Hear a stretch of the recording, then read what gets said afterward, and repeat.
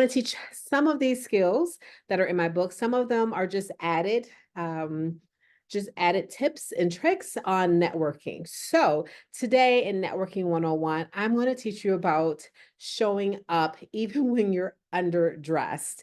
Have you ever went to an event and was so underdressed you were like, oh my goodness, I'm so embarrassed? I have done that many of times, whether it's a girlfriend of mine saying, hey, just join us. We're gonna be here. And I'm like, oh, wait, I'm like underdressed. I'm already out. And she's like, no, no, just come on. Just come on. And I get there and everybody's dressed up and I have on like, my casual gear.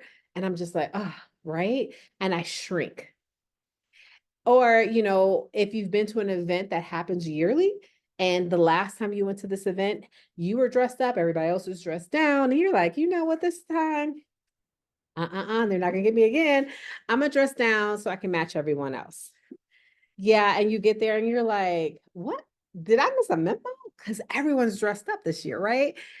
That has happened to me, or just because you think that, hey, I'm talking to the kids, I'm mentoring with young adults, you want to kind of dress down for the occasion so you can be more comfortable and you can make them feel comfortable. And you get there and everyone has their like best outfit on, right? They're dressed up for you.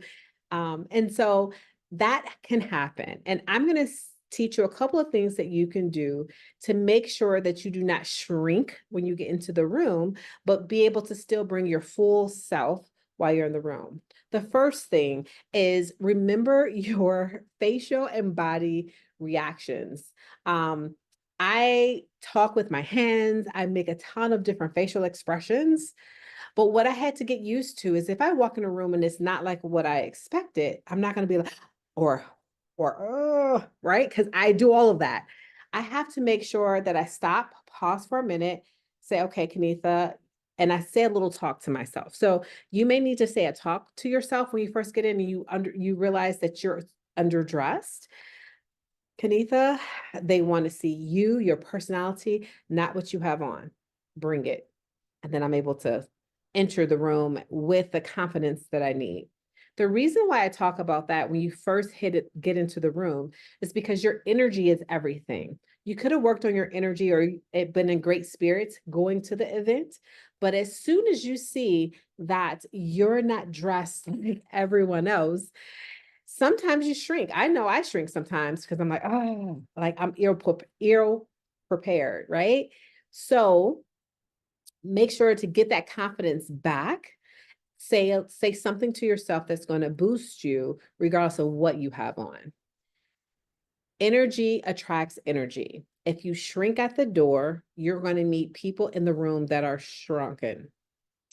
I hope that's a word, or who shrinks as well, right? And that's not who you're there to meet. You're there to meet people who are the movers and shakers, people who are confident in what they're doing. You have to match their energy. So you can say that little, hey, Canetha, it doesn't matter what you have on, bring it, right? When I say bring it, when I end anything with bring it, or I say a prayer and I'm like, okay, God, help me get through this.